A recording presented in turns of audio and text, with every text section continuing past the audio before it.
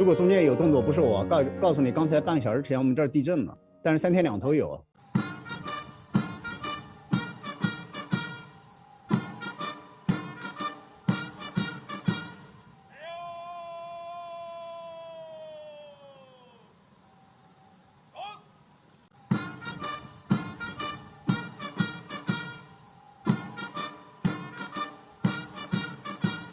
Why the two presidents focus so much on one single project? You know that this project is important, not only for Indonesia, but also for this bilateral relationship, and also actually for China's initiative of the Belt and Road Initiative. It's important for Indonesia people because that's one of the priorities of the government led by President Jokowi, actually to accelerate the development of the infrastructure in Indonesia and to make people's livelihood much better off. So you know that actually this railway, high-speed railway is constructed in the most densely populated area in Indonesia. Definitely, almost everybody agrees that that will be very conducive to the business, to people's flow around this area. That's also very important for the China-Indonesia bilateral relationship because that's a very, very important example for how China and Indonesia, as two major emerging economies, could work together to carry out those mutually beneficial projects. You know that when I went to visit those construction sites, I learned that actually if the project is accomplished on schedule, according to the existing schedule, actually, that will create more than 5,000 jobs alongside these only 142 some kilometers. That's amazing.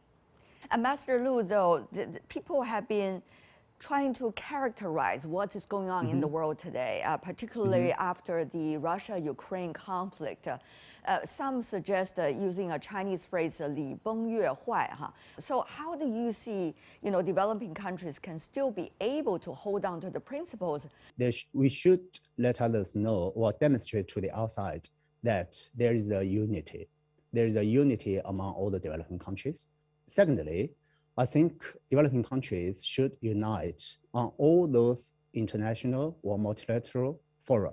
We should make good use of those multilateral fora, especially featured with developing countries, for example, like the ASEAN plus China, for example, like the BRICS plus. Indonesia is the host country for the G20 summit, also the presidency of this year for G20. Now, there's a lot of debate about whether one member of the G20 should be kicked out of the G20 platform. There's also issues about whether to bring more political issues onto the G20 platform rather than economic issues, which this format was really about. So how do you see that? And where is China and Indonesia on this?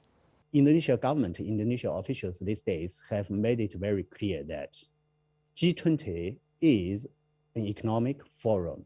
It should be focused on the economic agenda, which is very imperative now for all the countries around the world, especially in the recovery from COVID-19. So actually, you know that the Indonesia government from the very beginning has set the main theme for this year's summit. That's recover together, recover stronger.